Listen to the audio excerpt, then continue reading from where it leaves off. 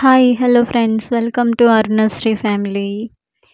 ఈరోజైతే వీడియోలో మేము మా రాయలసీమ స్పెషల్ ఎండు చేపలతో చింతాకు వేసి వంకాయ వేసి కూర ఎలా చేస్తారో చూపిస్తానండి. ఈ కూర అయితే చాలా అంటే చాలా బాగుంటుంది. పాతకాలంలో అంటే అప్పుడు మా నాన్నమ్మ వాళ్ళ కాలంలో అయితే ఇలా చేసుకునేవాళ్ళు. దీనికి కొంచెం ఈ చేపలను కడుక్కునే ప్రాసెసే కొంచెం ఎక్కువ ఉంటుంది, కానీ మిగతా కూర అంతా చాలా ఈజీగా చేసుకోవచ్చు. ఫస్ట్ చేపలను అలా లైట్గా వేయించుకోవాలి. వేయించుకున్న తర్వాత ఇలా ఒక 6 to 7 టైమ్స్ అయితే చేపలను మంచిగా నీటిలో కడుక్కోవాలి. ఎందుకంటే ఆ చేపలని ఇసుకలో ఎండబెడతారు కాబట్టి దానిలో చాలా ఇసుక అనేది ఉంటుంది. మనం సరిగ్గా కడుక్కోకుండా వాష్ చేసుకోకుండా తింటే మాత్రం మొత్తం ఇసుక ఇసుక ఉంటుంది. సో ఒక 6 to 7 టైమ్స్ అయితే మనము ఆ చేపల్ని నీట్గా వాష్ చేసుకోవాలి, ఆ ఇసుక అంతా పోయే వరకు. తర్వాత ఇంకా చేపల్ని వాష్ చేసుకున్న తర్వాత ఇందులో కావాల్సిన వెజిటేబుల్స్ అన్నీ ఇక్కడ ఉన్నాయి. ఆనియన్స్, టమోటా, వంకాయ, కొత్తిమీర, కరివేపాకు అండ్ చింతాకు, చేపలు. ఇప్పుడు ప్రాసెస్ ఎలా చేయాలో స్టార్ట్ చేద్దాం. ఫస్ట్ దీనికోసం స్టవ్ మీద గిన్నె పెట్టేసి ఆయిల్ వేసుకోవాలి. కర్రీకి సరిపడినంత ఆయిల్ వేసుకోవాలి. ఆయిల్ కొంచెం వేడెక్కిన తర్వాత ఇందులోకి కొంచెం మెంతులు, కొన్ని తిరువాత గింజలు వేసుకోవాలి. ఆ తిరువాత గింజలను అలా కొంచెం బ్రౌన్ కలర్ వచ్చేంత వరకు వేయించుకోవాలి. ఈ విధంగా బ్రౌన్ కలర్ వచ్చిన తర్వాత మనం ఇలా పొడవుగా కట్ చేసి పెట్టుకున్న ఆనియన్స్ అయితే వేసుకోవాలి. ఆనియన్స్ను మరీ గోల్డెన్ బ్రౌన్ కలర్ వచ్చేంత వరకు కాకుండా ఆ పచ్చిదనం పోయి కొంచెం వేగేంత వరకు అయితే వేయించుకోవాలి. ఇలా ఈ విధంగా వేయించుకోవాలి. ఇవి కొంచెం వేగిపోయిన తర్వాత ఇందులోనే కరివేపాకును కూడా వేసుకోవాలి. కరివేపాకు కూడా వేసుకొని దాన్ని కొంచెం అలా వేయించుకోవాలి. ఇవన్నీ కొంచెం మగ్గిపోయిన తర్వాత మనం ఇందాక కట్ చేసి పెట్టుకున్న టమోటా ఉంటుంది కదా, ఆ టమాటాలు కూడా వేసుకోవాలి. ఆ టమోటాలు వేసేసి తర్వాత ఇంకా పొడవుగా కట్ చేసి పెట్టుకోవాలండి వంకాయలని. ఆ వంకాయలు కూడా వేసుకొని మంచిగా అన్నీ కలిసిపోయేలాగా నీట్గా అలా మిక్స్ చేసుకోవాలి. మొత్తం ఎక్కువ కలిపెట్టకుండా లైట్గా అలా అన్నీ కలిసేటట్టు అయితే కలిపెట్టుకోవాలి. ఈ విధంగా వంకాయలు, టమోటా, ఆనియన్స్, కరివేపాకు అన్నీ నీట్గా ఇలా కలిపేసుకోవాలి. కలిపేసుకొని ఒక 2 minutes అయితే మగ్గించుకోవాలి. అవి అలా బాగా మగ్గిపోయిన తర్వాత మనకు కర్రీకి సరిపడినంత పసుపు, ఉప్పు కూడా ఇందులో వేసేసుకోవాలి. ఇప్పుడు మేమైతే కల్లుప్పునైతే యూజ్ చేస్తాము, సాల్ట్ అవి యూజ్ చేయము. ఇలా రాళ్ళుప్పునే వాడతామండి. మా సైడ్ రాయలసీమ సైడ్ ఎక్కువ అందరూ రాళ్ళుప్పునే వాడతారు. సో మేము కూడా రాళ్ళుప్పే ఎక్కువ వాడతాము. ఇంకా ఆ పసుపు, ఉప్పు వేసుకొని బాగా మంచిగా కలిపేసుకోవాలి. అన్నీ కలిసేంత వరకు కలిపేసుకొని ఇంకా దీనికి ఒక ప్లేట్ పెట్టేసి ఒక 2 minutes అలా మగ్గనివ్వాలి బాగా. ఇవన్నీ అంటే ఆయిల్లోనే కొంచెం మెత్తబడిపోతే కర్రీ తొందరగా తయారవుతుంది. సో ఇలా మగ్గిపోయినాయి కదా, ఇలా మగ్గిపోయిన దాంట్లో ఇది పేస్ట్ ఏం పేస్ట్ అంటే అల్లము, వెల్లుల్లి, కొంచెం కొత్తిమీర వేసి ఇలా మంచిగా పేస్ట్ చేసి పెట్టుకున్నానండి. ఈ పేస్ట్ వేసుకుంటే ఈ కర్రీలోకి చాలా అంటే చాలా బాగుంటుంది. ఈ పేస్ట్ని అయితే ఒక 2 spoons అలా వేసుకున్నాను.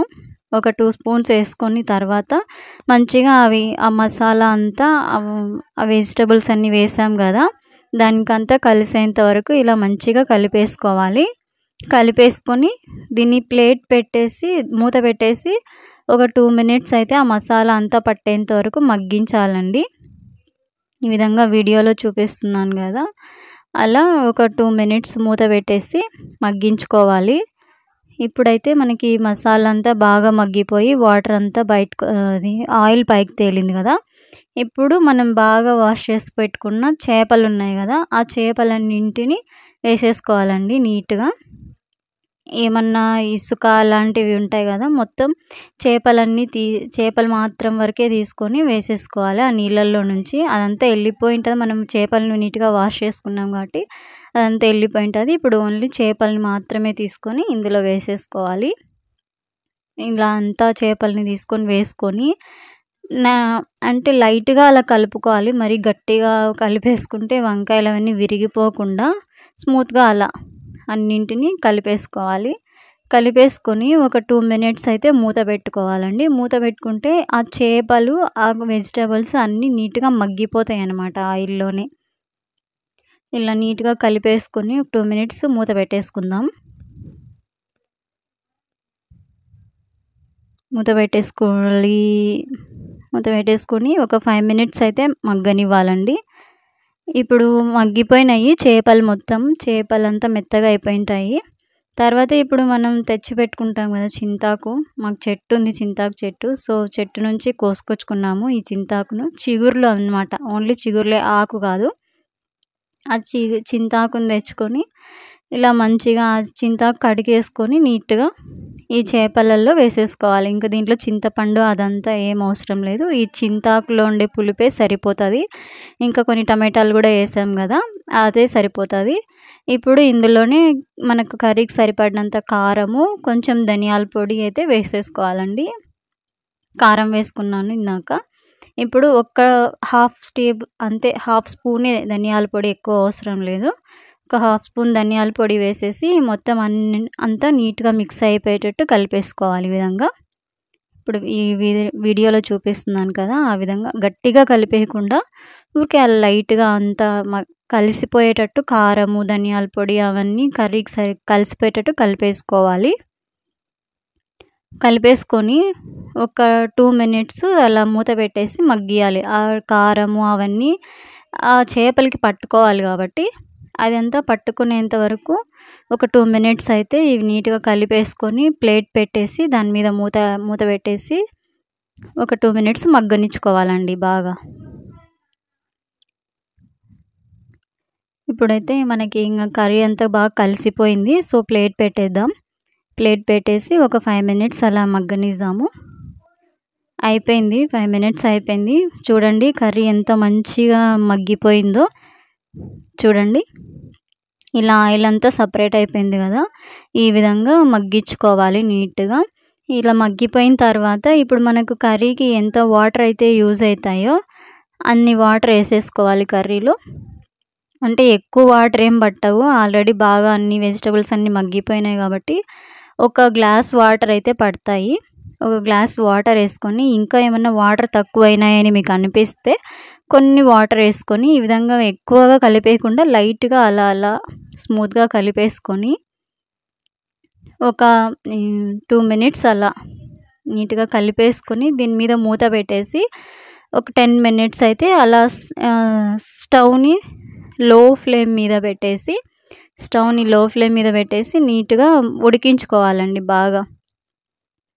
ఇప్పుడు మూత పెట్టేసుకుందాము. మూత పెట్టేసుకొని ఇలా బాగా మగ్గించుకుంటే ఇట్లా మొత్తం ఉడికిపోయి కర్రీలో ఉండే ఆయిల్ అంతా సపరేట్ అయిపోతుంది. ఇప్పుడు మనకి కర్రీ బాగా ఉడికిపోయింది అని తెలుసుకోవచ్చు. ఒకవేళ ఇందులో కారం, ఉప్పు ఏమన్నా తక్కువ ఉంటే ఇప్పుడు అడ్జస్ట్ చేసుకోండి. మీరు కారం, ఉప్పు చూసుకొని అడ్జస్ట్ చేసుకోండి. ఇంకా ఒక 2 మినిట్స్ మళ్ళీ ఒక 2 మినిట్స్ అలా పెట్టేద్దాము, సరిపోతుంది. ఇప్పుడు ఈ విధంగా ఆయిల్ సపరేట్ అయిపోయింది కదా, ఇప్పుడు మనకి ఇంకా కర్రీ అయితే బాగా రెడీ అయిపోయినట్టే. ఈ వేడి వేడి కర్రీని ఇంకా అంటే ఇట్లా వేడి మీదనే తింటే మనకి టేస్ట్ అయితే తెలీదు. సో, ఈ కర్రీని ఒక 10 మినిట్స్ 15 మినిట్స్ అలా పక్కన పెట్టేద్దాం. కొంచెం చల్లబడుతుంది కదా, చల్లబడిన తర్వాత ఇంకా నేనైతే ఇప్పుడు ఈ వేడి వేడి అన్నంలో ఈ కర్రీ వేసుకొని తినేసి మీకు టేస్ట్ ఎలా ఉందో చెప్తాను. ఇప్పుడు 10 మినిట్స్ అయిపోయిందండి. ఇంక నేను అన్నం పెట్టుకుంటున్నాను. ఇప్పుడే వేడివేడిగా అన్నం చేసుకున్నాము. ఇప్పుడు ఇంకా ఈ ఎండు చేప, చింతాకు, వంకాయ కూర టేస్ట్ ఎలా ఉందో నేను ఇప్పుడు టేస్ట్ చేసి చెప్తానండి మీకు. మాకు ఇప్పుడు రాయలసీమ సైడు ఇక్కడ ఫ్రీక్వెంట్‌గా ఎండు చేపలు దొరుకుతాయి కాబట్టి మా సైడ్ చాలా ఎక్కువ చేసుకుంటారు. ఇట్లా వేడివేడి అన్నంలో కానీ, సంగటిలో కానీ, చపాతీలో కానీ ఇట్లా ఎట్లా తిన్నా కూడా ఈ కూర అయితే టేస్ట్ చాలా అంటే చాలా బాగుంటుందండి. మీకు కానీ ఈ ఎండు చేపలు దొరికితే మాత్రం ఇలా ఒకసారి ట్రై చేయండి. కర్రీ సూపర్ ఉంటుంది, అస్సలు మీకు నచ్చుతుంది. చాలా అంటే చాలా ఇష్టంగా తింటారు. ఇలాంటి మంచి మంచి వీడియోస్ కోసం మన ఛానల్ని సబ్స్క్రైబ్ చేయండి. ఈ వీడియో కనుక మీకు నచ్చినట్లయితే లైక్ చేయండి. ఎలా ఉందో కామెంట్ చేయండి. అలాగే ఇలాంటి మంచి వీడియోస్ కోసం మన ఛానల్ని సబ్స్క్రైబ్ చేసుకోండి. మరో మంచి వీడియోతో మళ్ళీ కలుద్దాం. Bye friends, please subscribe.